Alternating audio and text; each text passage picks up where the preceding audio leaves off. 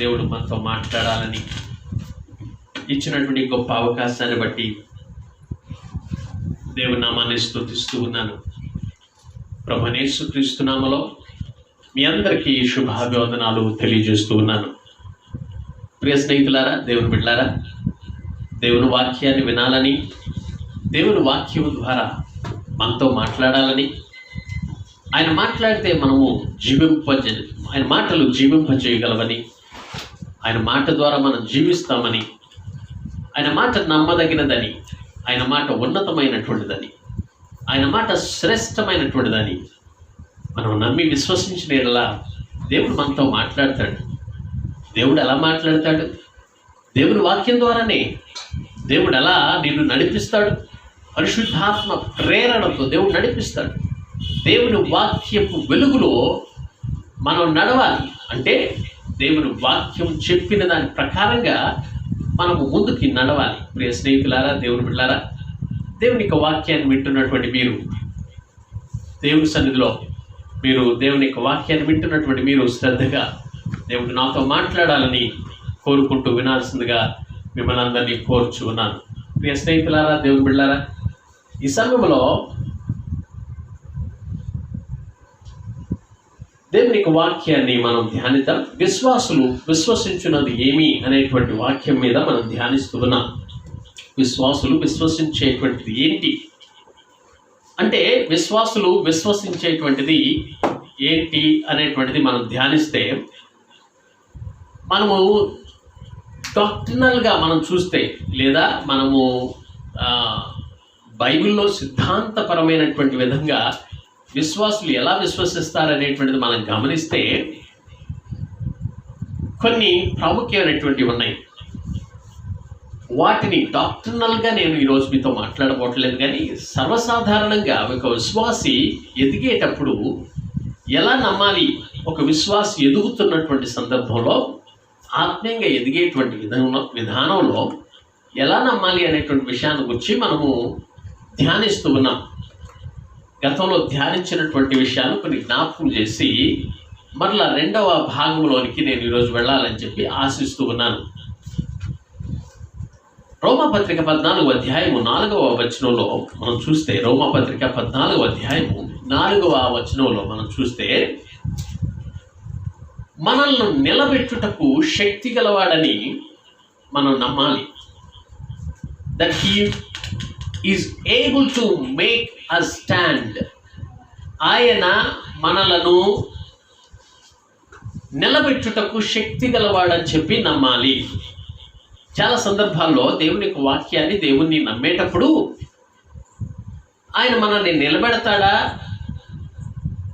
మనల్ని ఆదుకుంటాడా, లేకపోతే మనం పడిపోకుండా కాపాడుతాడా అనేటువంటి అనుమానాలు ఎన్నో వస్తూ ఉంటాయి. ప్రియ దేవుని పిల్లరా, దేవుని యొక్క వాక్యాన్ని ధ్యానిస్తున్నటువంటి మీరు జాగ్రత్తగా ఆలకించండి. మనల్ని నిలబెట్టుటకు శక్తి గలవాడని చెప్పి మనల్ని నమ్మాలి. చదవండి ఆ వాక్యాన్ని. రోమపత్రిక 14వ అధ్యాయము 4వ వచనం. పరుని సేవకునికి తీర్పు తీర్చుటకు నీవెవడవు? అతడు నిలిచి ఉండుట అయినను పడి ఉండుట అయినను అతని సొంత యజమానుని పనియే. అతడు నిలుచును. ప్రభు అతనిని నిలవబెట్టుటకు శక్తి గలవాడు. ప్రభువు అతనిని నిలవబెట్టుటకు శక్తి గలవాడు. దేవుని బిడ్డలారా, చాలాసార్లు మనం ఎదుటి వారిని చూసి కించపరుస్తూ, లేకపోతే వాటిని బట్టి చులకనగా మాట్లాడుతూ తీర్పు తీర్చుతూ ఉంటాం. దేవుడు నిజానికి అందరినీ నిలబెట్టేవాడు, మనల్నైనా ఎదుటి వారినైనా. సో దేవుడు ఆయనను విశ్వసించేటువంటి వారిని నిలబెట్టేవాడు అని చెప్పి మనం గ్రహించాలి. సో అలా గ్రహించిన ఎడల మనము మన యొక్క ఎదుటి వారిని కట్టేటువంటి ప్రయత్నం చేస్తాము, కృంగదీసేటువంటి ప్రయత్నం చేయము, నాశనం చేసేటువంటి ప్రయత్నం చేయము, వారిని కించపరిచేటువంటి మాటలు మాట్లాడము.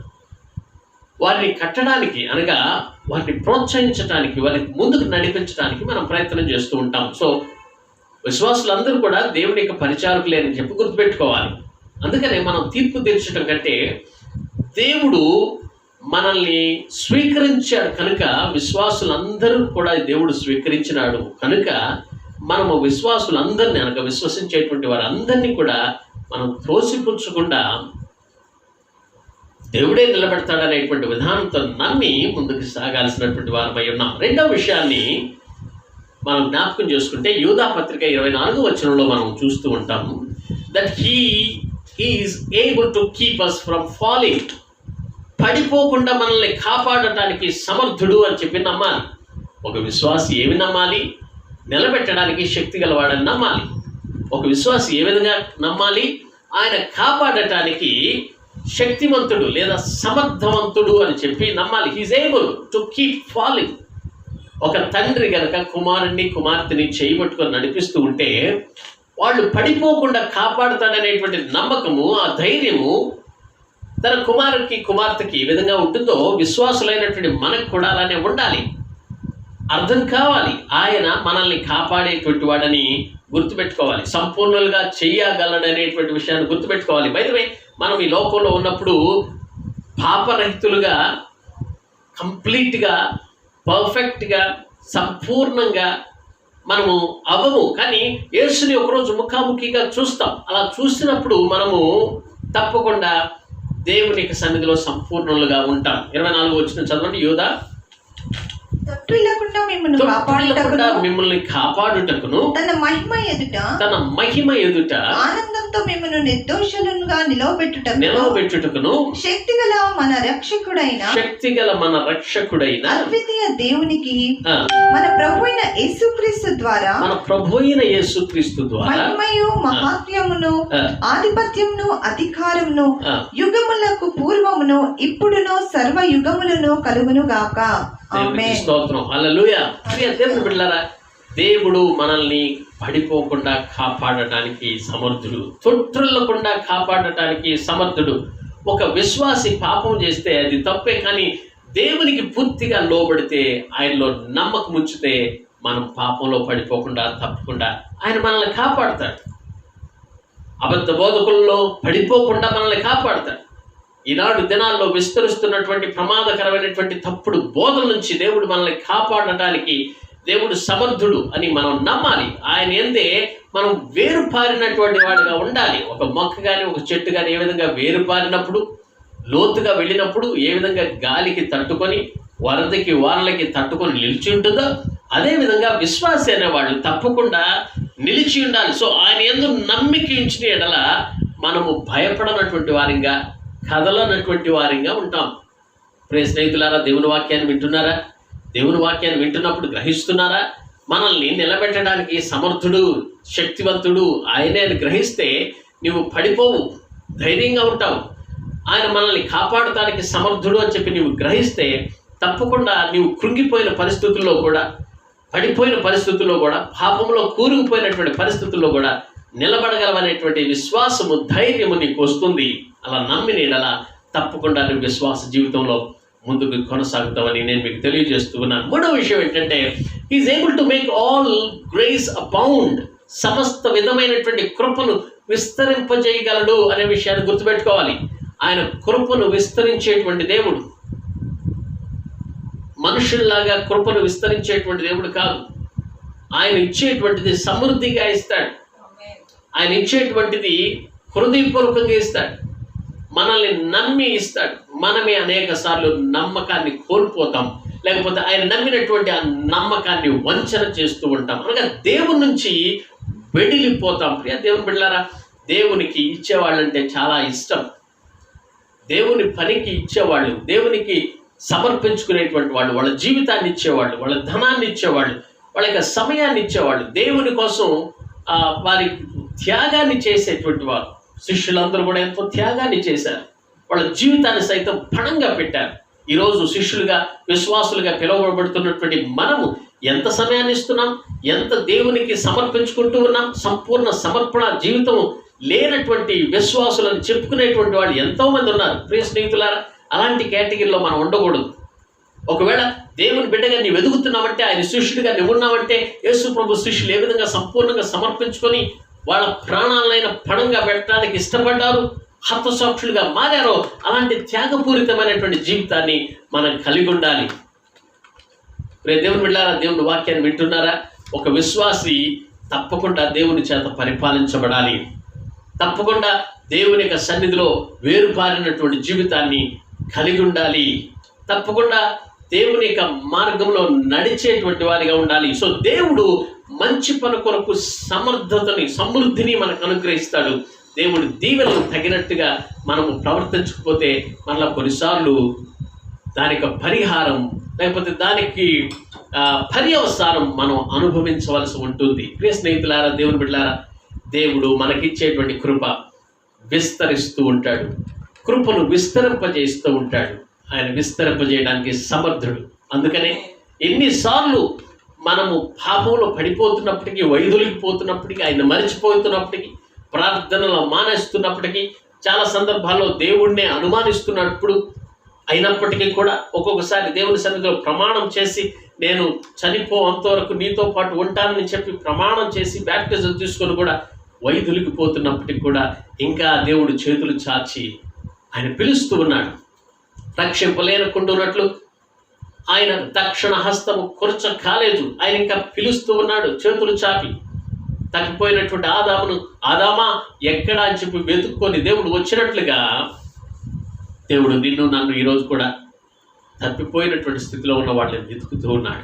99 గొర్రెలను అక్కడ వదిలిపెట్టి ఒక గొర్రె కోసం దేవుడు ఏ విధంగా వెతుక్కుంటూ వచ్చాడో అదేవిధంగా దేవుడు వెతుకుతూ ఉన్నాడు. ప్రియ స్నేహితులారా, 4వ విషయాన్ని మనం చూద్దాం. 4వ విషయాన్ని చూస్తే మనకు అర్థం కావాల్సినటువంటిది ఏంటంటే ఫిలిప్పీయులకు రాసిన పత్రిక 3వ అధ్యాయము 21వ వచనాన్ని మనం చూద్దాం. చదవండి దయచేసి. తనకు లోపరుచుకొనజాలిన శక్తిని బట్టి ఆయన మన దీన శరీరమును తన మహిమగల శరీరమునకు సమరూపము కలదానిగా మార్చు. ఆయన దీనులకు దీన శరీరమునకు తన మహిమగల శరీరమునకు సమరూపము గలదానిగా మార్చుకున్నాడు. అంటే సమస్తమును లోపరుచుకొనజాలిన శక్తిమంతుడు అని చెప్పి మనం నమ్మాలి. విశ్వాసులుగా, ఆయన శిష్యులుగా మనం ఏమేమి నమ్మాలి అనే విషయాల గురించి మనం మాట్లాడుకుంటూ ఉన్నాం. మనల్ని నిలబెట్టడానికి శక్తిమంతుడని మనం నమ్మాలి. మనల్ని పడిపోకుండా కాపాడటానికి సమర్థుడని మనం నమ్మాలి. అదే రీతిగా ఆయన కృపను విస్తరిస్తాడనేటువంటి విషయాన్ని మనం నమ్మాలి. మరి 4వదిగా సమస్తం ఆయన లోపరుచుకొనగలడని, దాని అంతటిని లోపరుచుకొనగలడానికి శక్తిమంతుడని చెప్పి నమ్మాలి. ఎవరండి ఈయన లోపరుచుకోవడానికి? ఆ రోజుల్లో యేసు ప్రభు భూలోకంలో ఉన్నప్పుడు ఆయన గాలిని గద్దించినప్పుడు నిమ్మడమైంది. సముద్రాన్ని గద్దించినప్పుడు సముద్రం విధేయత చూపింది. ప్రకృతిని శాసించగలిగినటువంటి అధికారము ఈయనకి ఎవరిచ్చారని చెప్పి ప్రజలు ఆశ్చర్యపడిపోయారు. శిష్యులు ఆశ్చర్యపడిపోయారు. ప్రియ దేవుని బిడ్డలారా, ఆయన ఉన్నతమైన వాడు, ఆయన సృష్టికర్త అయి ఉన్నాడు. ఆయన సమస్తమును లోపరుచుకొనగలడు. నిన్ను నన్ను కూడా లోపరుచుకొనగలడు. ఆయన నిన్ను నన్ను కూడా వశపరుచుకొనగలడు అనేటువంటి విషయాన్ని మనం గుర్తుపెట్టుకోవాలి. చాలామంది ఆ విషయం తెలియక దేవుని మీదే విర్రవీగుతూ ఉంటారు, దేవుని మీదే సడుక్కుంటూ ఉంటారు, దేవునికి వ్యతిరేకంగా మాట్లాడుతూ ఉంటారు.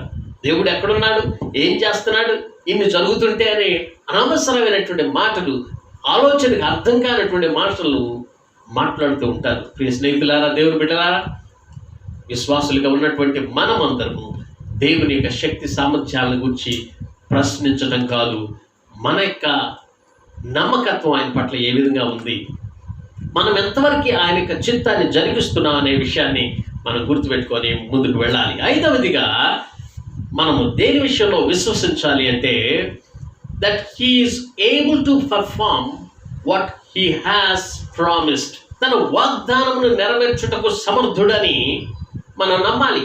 మనుషులైతే వాగ్దానం చేసి వాగ్దానాన్ని తొంగలో దొక్కుతూ ఉంటారు. అనగా కొన్నిసార్లు వాగ్దానం చేస్తారు, మాట మార్చివేస్తారు.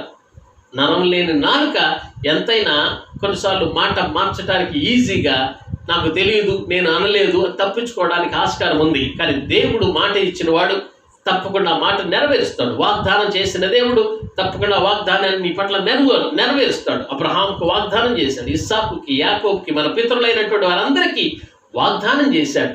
క్రీస్తులో మనం కడగబడినటువంటి వారుగా ఉన్నాము.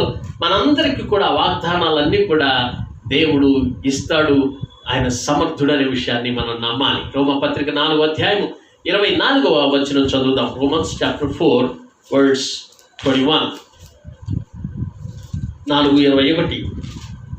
దేవుని మహిమపరచి ఆయన వాగ్దానం చేసిన దానిని నెరవేర్చుటకు సమర్థుడని రూఢిగా విశ్వసించి విశ్వాసము వలన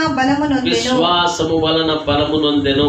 దేవుని బిడ్డలారా, ఇక్కడ అబ్రహామును గూర్చినటువంటి ఒక ఎగ్జాంపుల్ తెలియజేస్తూ రోమాపత్రికలో అపోస్తలుడైన పౌలు ఇక్కడ తెలియజేస్తున్నటువంటి విషయాన్ని అక్కడ మనం చక్కగా ఇక్కడ చదివాము. అవిశ్వాసము వలన దేవుని వాగ్దానమును గురించి సందేహింపక దేవుని మహిమపరచి ఆయన వాగ్దానం చేసిన దానిని నెరవేర్చుటకు సమర్థుడని రూఢిగా విశ్వసించి విశ్వాసం వలన బలము పొందెను.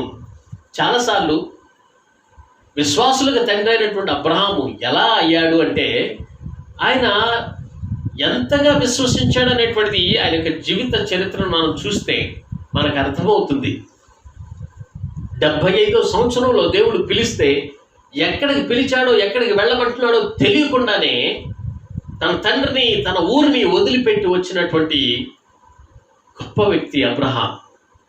దాదాపుగా 25 సంవత్సరాలు వాగ్దాన పుత్రుడు కోసం ఎదురు చూస్తూ 100 సంవత్సరాలు వచ్చినప్పుడు వాగ్దాన పుత్రుడిని పొందినటువంటి వాడు అబ్రహాం. చివరికి 100 సంవత్సరాల తర్వాత వాగ్దాన పుత్రుడు పుడితే ఆ ఇస్సాకుని మరలా బలి ఇవ్వమని చెప్పి దేవుడు కోరినప్పుడు, దేవుడు బలి కోరేవాడు కాదు, నర బలిని దేవుడు ఆశించేవాడు కాదు, కానీ పరీక్ష చేయడానికి అబ్రహాంను కోరినప్పుడు వెనుదీయకుండా ఇస్సాకును బలి ఇచ్చాను అని చెప్పి దేవుని యొక్క వాక్యంలో మనం చూస్తూ ఉన్నాం. బలి ఇచ్చాను అని చెప్పి వ్రాయబడి ఉంది. దేవుడు ఆ పరీక్షకు అబ్రహాము నెగ్గాడు.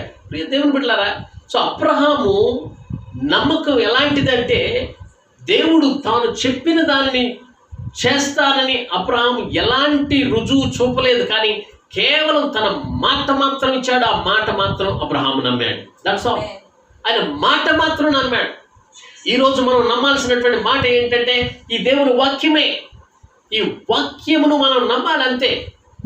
ఏదోలేండి రాశారండి, ఇదేదో క్రైస్తవులకు రాశారండి, ఇదేదో రాశారండి, అదంతా జరుగుతుందా అంటే మనం విశ్వసించట్లేదు. నీ రోగములను దేవుడు భరించను అని చెప్పినప్పుడు ఆ వాక్యాన్ని నమ్మాలి. నీవు తప్పకుండా ఆ వాగ్దానాన్ని చేత పట్టుకొని ప్రార్థన చేస్తే దేవుడు స్వస్థతను అనుగ్రహిస్తాడు. దేవుని బిడ్డలారా, దేవుని వాక్యము చాలా శక్తివంతమని అని గ్రహించాలి. సో అబ్రహాం దాన్ని నమ్మాడు. 18వ వచనంలో మనం చూస్తే, ఆదికాండం 15వ వచనంలో చూస్తే పరీక్షలో విజయము, నమ్మకము, పునర్జీవితం అనేటువంటిది ఆ యొక్క వాక్యంలో మనకు కనిపిస్తుంది. మాట తప్పని దేవుని యొక్క వాగ్దానం ఆయన నమ్మాడు. నేను అనుకుంటున్నాను, బహుశా ఒకవేళ ఇస్సాకు అక్కడ బలిగా అర్పించినప్పటికీ కూడా, దహనం చేసినప్పటికీ కూడా ఆ బూడిదలో నుంచి పిల్లల్ని ఇస్తాడని నమ్మాడని తెలియదు. దేవుని పిల్లరా, దేవునికి ఏది కూడా అసాధ్యమైనటువంటిది లేదు. ఆయనకి సమస్తము సాధ్యం. హల్లెలూయా. ఆ మాటని నీవు నమ్మితే, నీవు విశ్వసిస్తే, అబ్రహాం పొందినటువంటి ఆశీర్వాదాలు నీవు ఈరోజు కూడా పొందగలవు. నిజానికి మనం విశ్వసించాలి. సో దేవుడు చేసిన వాగ్దానాలు, నీకు నాకు ఎన్నో వాగ్దానాలు ఉన్నాయి. దేవుని బిడ్డలారా, ఆ వాగ్దానాలన్నీ బైబిల్లో వ్రాయబడి ఉన్నాయి. ఎన్నో వాగ్దానాలు, నెరవేర్చబడినటువంటి వాగ్దానాలు, నెరవేరుతున్నటువంటి వాగ్దానాలు, నెరవేరవలసినటువంటి వాగ్దానాలు బైబిల్లో వ్రాయబడి ఉన్నాయి. నీ పట్ల దేవుడు చేసినటువంటి వాగ్దానాలు, వాటన్నిటినీ చదివి ధ్యానించి ప్రభువుని అడిగితే తప్పకుండా ఆ వాక్యాలను బట్టి, ఆ వాగ్దానాలను బట్టి దేవుడు నీకు తోడుగా ఉండి నడిపిస్తాడు. మనం చేయాల్సింది ఏంటి? కేవలం నమ్మటమే. ఆ వాగ్దానం నాకు దేవుడు అనుగ్రహించాడని నమ్మటమే. ఆ నమ్మకం లేక మనము దేవునికి దూరం అయిపోతున్నాం. 6వ విషయాన్ని చెప్పి నేను ముందుకు సాగుతాను, సమయం చాలా తక్కువగా ఉంది. 6వ విషయం, మనం దేవుణ్ణి ఏమి నమ్మాలి? విశ్వాసులుగా విశ్వసించాల్సినటువంటిది ఏంటి అంటే, 6వది, that he is able to do above all we ask or think. మనము అడుగు వాటన్నిటికంటే, ఊహించు వాటన్నిటికంటే అత్యధికముగా చేయి శక్తి గలవాడని చెప్పి నమ్మాలి. ఎఫెసీయులకు రాసిన పత్రిక 3వ అధ్యాయం 20వ వచనంలో మనం చూస్తే ఈ వాక్యాన్ని స్పష్టంగా మనం అర్థం చేసుకోవచ్చు. 1 కొరింథీ 2:9 కూడా ఈ వాక్యం రాయబడింది. మొట్టమొదటి ఎఫెసీ 3:20 చదువుకుందాం. మనలో కార్యసాధకమైన తన శక్తి చొప్పున మనము అడుగు వాటన్నిటికంటేను ఊహించు వాటన్నిటికంటేను, అంటే నీకు ఊహంలో వచ్చినటువంటి వాటన్నిటికంటే కూడా అత్యధికంగా చేయగలిగినటువంటి శక్తి గల దేవునికి, ఆ శక్తి గల దేవునికి క్రీస్తు యేసు మూలముగా సంఘములో తరతరంలో సదాకాలము మహిమ కలుగును గాక. Praise the lord. హల్లెలూయా. దేవుని బిడ్డలారా, మనం ఊహించు వాటి కంటే అత్యధికంగా దేవుడు చేయగలడు. 1 కొరింథీ 2:9 కూడా మనం చదువుదాం. తన్ను ప్రేమించు వారి కొరకు ఏవి సిద్ధపరిచినో అవి కంటికి కనబడలేదు, చెవికి వినబడలేదు, మనుష్య హృదయమునకు గోచరము కాలేదు అని వ్రాయబడి ఉన్నది. ప్రియ స్నేహితులారా, దేవుని బిడ్డలారా, దేవుడు చేసే కార్యాలంట కంటికి కనబడలేదు, చెవికి వినబడలేదు, మనుష్య హృదయమునకు గోచరం కాలేదు. ఆయన రక్షణ యొక్క సంకల్పము, మానవునికి ఏర్పాటు చేసినటువంటి, నశించిపోతున్నటువంటి వారికి ఏర్పాటు చేసినటువంటి రక్షణ భాగ్యం ఎవరికి అర్థమవుతుంది? కన్య మరియ గర్భమున జన్మించిన విధానము ఎవరు అర్థం చేసుకోగలరు? ఈ లోకాన్నంతటిని సృష్టించి ఆది అంతముగా ఉండి ఆయన నడిపిస్తున్నటువంటి దేవుడు, ఆయన జ్ఞానానికి మితమనేటువంటిది లేదు. మనం చాలా లిమిటెడ్ పీపుల్, ప్రజలు. దేవుని బిడ్డలారా, స్నేహితులారా, విశ్వాసులుగా మనం నమ్మాల్సినటువంటిది ఏంటంటే, మనం అడిగేటువంటి వాటికన్నిటికంటే, ఊహించేటువంటి అన్నిటికంటే అత్యధికంగా ఇవ్వగలిగిన శక్తి గలవాడని నమ్మాలి. దేవుడికి స్తోత్రం. హల్లెలూయా. చాలా మంది దేవుడు ఇస్తాడని నమ్మరు. చాలా మంది దేవుడు ఆయన ఊహించినటువంటి వాటికంటే కూడా అత్యధికంగా చేయగలిగిన శక్తి గలవాడనేటువంటి విషయం నమ్మరు. ఆత్మీయమైనటువంటి విషయం వాళ్ళకు అర్థం కాదు. అందుకనే చాలా సందర్భాల్లో మనము అడగకుండా ఆగిపోతాం. యాకోబు పత్రికలో అంటాడు కదా, మీరు అడగనందువలననే మీకు దొరకటలేదు అంటాడు. అంటే అడగాలి. మనము అడిగినప్పుడు తప్పకుండా దేవుడు మనకు అనుగ్రహిస్తాడు. నిజంగా మనకు సాధ్యమా అంటే తప్పకుండా నీకు సాధ్యమే. దేవుడు మనలో వీటిని చేయగలడా అంటే తప్పకుండా దేవుడు నీవు ఆశించినటువంటి వాటిని చేయగలడు. విశ్వాసులందరికీ అనుభవం తప్పకుండా కలుగుద్దా అంటే తప్పకుండా కలుగుతుంది. మరి అందరికీ అనుభవం ఎందుకు కలగటలేదంటే మనం చేయవలసినటువంటి కొన్నిసార్లు చేయడం లేదు. దేవుడు మన పట్ల ఉద్దేశించినటువంటి ఉద్దేశాలు మనం చేయలేకపోతున్నాం. దేవునికి పూర్తిగా లోపడాలి, అన్నిటిలోనూ విధేయత చూపాలి. అందుకు ఆ అనుభవంలోనికి, నమ్మకంలోనికి మనం వెళ్ళాలి. ఆ నమ్మకం ఉంచి ఆ నమ్మకంలో కొనసాగాలి. ఇదే దేవుడు కోరుకునేటువంటిది. 16వ వచనం చూడండి. అక్కడే 16వ వచనం, ఎఫెసీయులకు రాసిన పత్రిక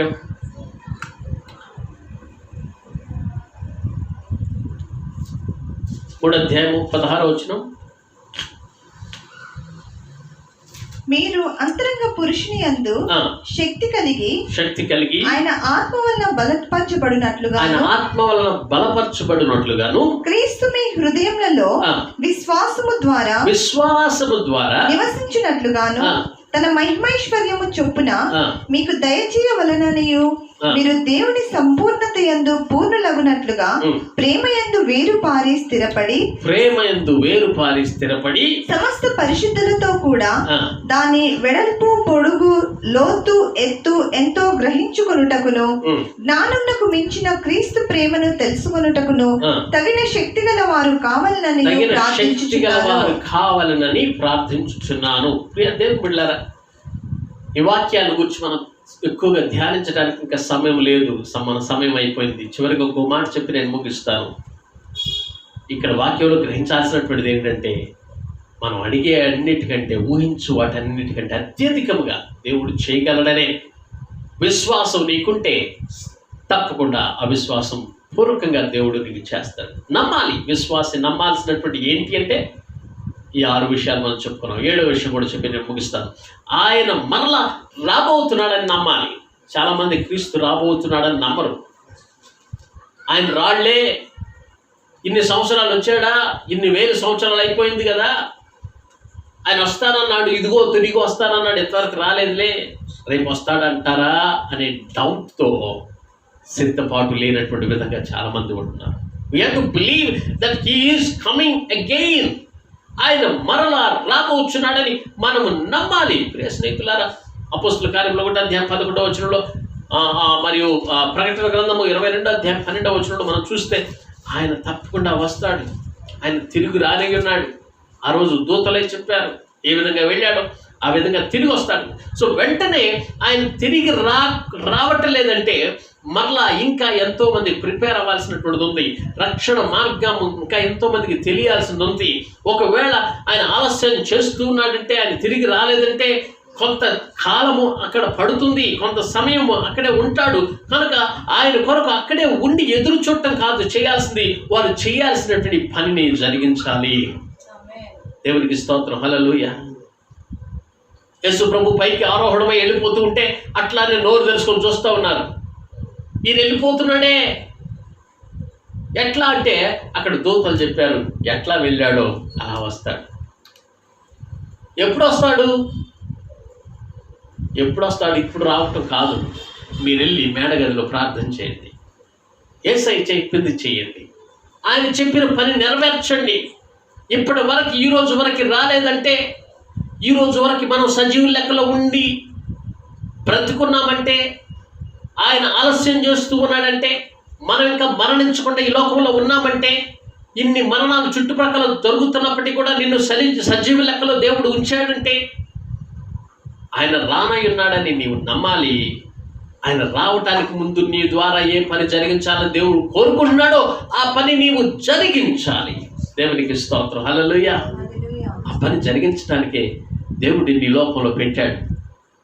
నీవు నేను నడుము కట్టి నడుము బిగించి విశ్వాసంతో దేవుని సన్నిధిలో దేవుని యొక్క వాక్యాన్ని ప్రకటించడానికి, సువార్తను ప్రకటించడానికి, మన యొక్క జీవితం ద్వారా, మాట ద్వారా, క్రియల ద్వారా, మన నడక ద్వారా, మన చూపు ద్వారా, మన పరిస్థితుల ద్వారా దేవుణ్ణి మహింపరిచేటువంటి విధంగా ముందుకు సాగాలి. ప్రియ స్నేహితులారా, దేవుని వాక్యాన్ని వింటున్నారా? ఈ వాక్యాన్ని వింటున్నటువంటి మీరు గ్రహించాల్సినటువంటిది ఏంటంటే, విశ్వాసులుగా మనం నమ్మాల్సినటువంటిది 7వది ఏంటంటే, ఆయన మరలా రాబోచున్నాడు. Is going to come again. ఈ సమయంలో రావచ్చు, నెక్స్ట్ గడియలో రావచ్చు, రేపు రావచ్చు. ఎప్పుడు వస్తాడో మనకు తెలియదు. ఏమో ఇంకా 10 యుగాల తర్వాత రావచ్చు. నీకు నాకు అవసరం లేదు. మనం బ్రతుకున్నంతకాలం ఎదురు చూస్తూ సిద్ధపడినటువంటి వారిగా నమ్మకంగా ఉంటూ ఎదురు చూస్తూ ఉండాల్సినటువంటి బాధ్యత. ఆ ఎదురు చూస్తూ అక్కడే నిలిచుండి ఆ కొండ దగ్గరే వస్తాడా అని చూడటం కంటే కూడా వెళ్ళి ప్రార్థన చేయాలి, వెళ్ళి సేవ చేయాలి, వెళ్ళి సంఘాలు కట్టాలి, వెళ్ళి సంఘాల్లో కార్యాలు జరిగించాలి. అదే అపోస్తలులు చేశారు. అదే మనకు నేర్పించినటువంటి బోధ.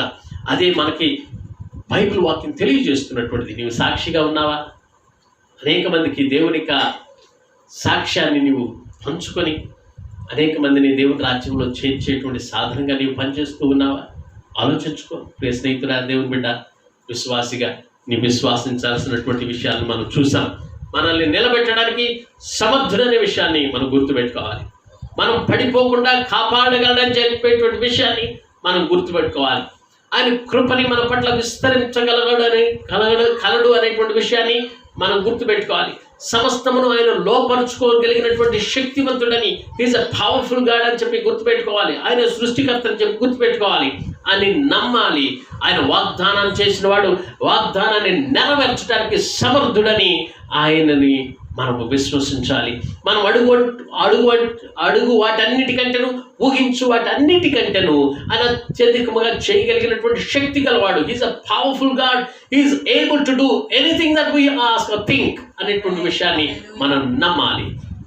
చివరిగా ఆయన మరలా రానయ్యున్నాడు అనేటువంటి విషయాన్ని మనం నమ్మాలి. ప్రియ స్నేహితులారా, దేవుని బిడ్డలారా, ఈ వాక్యాన్ని విన్నటువంటి నీవు నమ్ముతున్నావా? ఆయన్ని సగం నమ్ముతున్నావా? ఈ రోజు నుంచి సంపూర్తిగా నమ్ము. ఈ రోజు నుంచి ఆయన వస్తాడనేటువంటి నిరీక్షణతో ఎదురు చూడు. ఆయన రాకముందు నీవేమి చేయాలనేటువంటి దేవుని యొక్క వాక్యం ద్వారా ధ్యానించు. ఆయన సన్నిధిలో మోకరించి ప్రార్థన చేయి. ప్రభువా, నీకోసం నేనేం చేయాలని తప్పకుండా దేవుడికి తెలియజేస్తాడు. నీకేం చేయాలో దేవుడు తెలియజేస్తాడు. ఆయనకు అసాధ్యమైనటువంటిది ఏం లేదు. ఇంత శక్తిమంతుడు, ఎంత గొప్ప దేవుడు, మరి ఆయన సువార్త చెప్పుకోలేడా? ఆయన అందరికి ప్రకటించుకోలేడా? ఆకాశం మధ్యాకాశంలోకి వచ్చి నేనే యేసు ప్రభుని, నేనే దేవుడిని అని చెప్పలేడా? లేదా తన దూత సైన్యానికి చెప్పి మీరందరూ వెళ్ళండి, వెళ్ళిపోయి లోకమంతటికి చాటండి, నేనే క్రీస్తుని, నేనే రాజునని చెప్పి చెప్పలేడా? అది ఆయనకి సాధ్యం కాదా?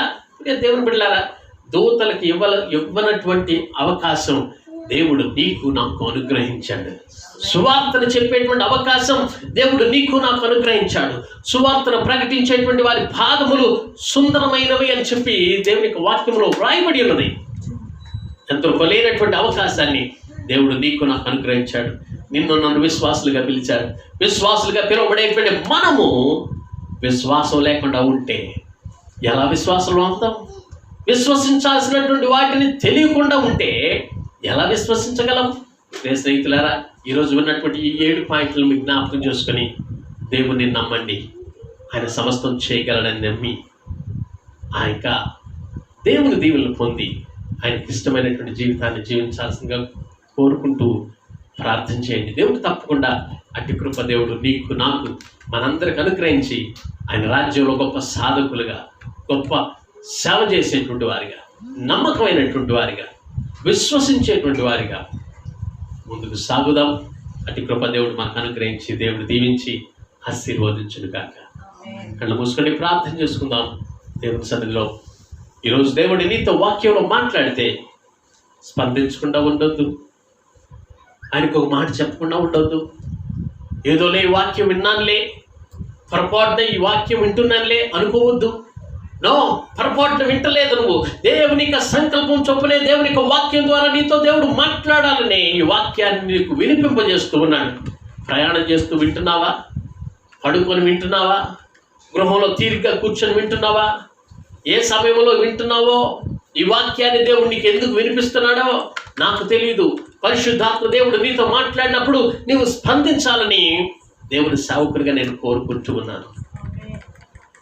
స్పందించు, దేవుని వాక్యానికి విధేయత చూపు. ప్రభువా, అనేక సార్లు విశ్వాసిగా ఉన్నాను కానీ విశ్వసించలేకపోయాను. అనేక సార్లు నేను నమ్మవలసినటువంటి వాటిని నేను నమ్మకుండా అపనమ్మకస్తుడిగా నీకున్నాను. నీవు వస్తావనేటువంటి నిరీక్షణతో ఎదురు చూసే చూపు నాకు అనుగ్రహించు. సిద్ధపాటు జీవితాన్ని నాకు అనుగ్రహించు అని చెప్పి ప్రార్థన చేయండి. ప్రియ స్నేహితులారా, దేవుని బిడ్డలారా, తనలో ఉంచండి, ప్రార్థనలో ఏకీభవించండి. ప్రేమ కలిగిన ప్రభువా, కృప కలిగిన మా తండ్రి, ఈ సమయంలో ప్రభువా నీ బిడ్డలు ఎవరెవరైతే ఈ వాక్యాన్ని విని వారి వారి జీవితాలను ప్రభువా సరిచేసుకొని నీకు ఇష్టమైన జీవితాన్ని జీవించాలని, నిన్ను విశ్వసించాలని, నీవు సామర్థ్యం కలిగిన దేవుడు అని, నీవు సమస్తము చేయగలిగిన దేవుడు అని, నీవు సర్వ సృష్టికర్తవని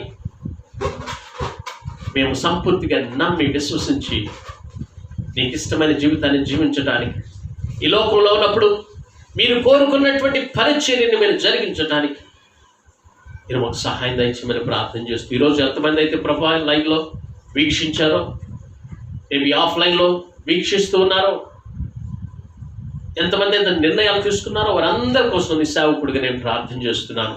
బిడ్డలు ప్రోత్సహించినందుకు ఈ స్తోత్రం. నీకు నమ్మకమైన జీవితాన్ని కలిగి ముందుకు సాగే కృపను అనుగ్రహించమని, ఈ చిత్తమైతే మరలా మేము కలుసుకుని సంతోషించే కృపను అనుగ్రహించమని ప్రార్థన చేస్తూ మా ప్రభుని ప్రియ కుమారుడైన యేసుక్రీస్తు నామం పేరిట అడిగి వేడుకొనుచున్నాను తండ్రి, ఆమేన్. మన పరమ తండ్రి అయిన దేవుని దీవెన, కుమారుడైనటువంటి క్రీస్తు వారి కృప, పరిశుద్ధాత్మిక అన్యోన్య సహవాసము సన్నిధి ఇక్కడ చేరిన మనందరికీ సకల పరిశుద్ధులకు ఇప్పుడు సదాకాలము తోడై ఉండి నడిపించునుగాక. ఆమేన్. స్నేహితులారా, దేవుని బిడ్డలారా, ఇంతవరకు దేవునికి వాక్యాన్ని విన్నందుకు, ఓపికతో మీరు దేవునికి వాక్యాన్ని విన్నందుకు మీ అందరికీ మా హృదయపూర్వక వందనాలు తెలియజేస్తూ ఉన్నాను. మీరందరూ దేవునికి వాక్యాన్ని అనేక మంది మీ స్నేహితులకి షేర్ చేయండి. అలా షేర్ చేయడం ద్వారా, మీరు ఫార్వర్డ్ చేయడం ద్వారా వారు కూడా ఈ వాక్యాన్ని విని దీవించబడతారని నేను మీకు తెలియజేస్తున్నాను. ఒకవేళ యూట్యూబ్ సబ్స్క్రైబ్ చేసుకోకపోతే దయచేసి సబ్స్క్రైబ్ చేసుకోండి. తద్వారా మేము అప్లోడ్ చేసేటువంటి వాక్యాల ద్వారా మీరు బలపడవచ్చు. తద్వారా దేవుని యొక్క సన్నిధిలో దీవులు పొందొచ్చని నేను మీకు తెలియజేస్తూ ఉన్నాను. God bless you all. దేవుని చిత్తమైతే మళ్ళీ ఇదే సమయానికి రేపు మనం కలుసుకుందాం. దేవుడు మిమ్మల్ని అందరినీ దీవించి ఆశీర్వదించును గాక. Thank you so much. Praise the lord.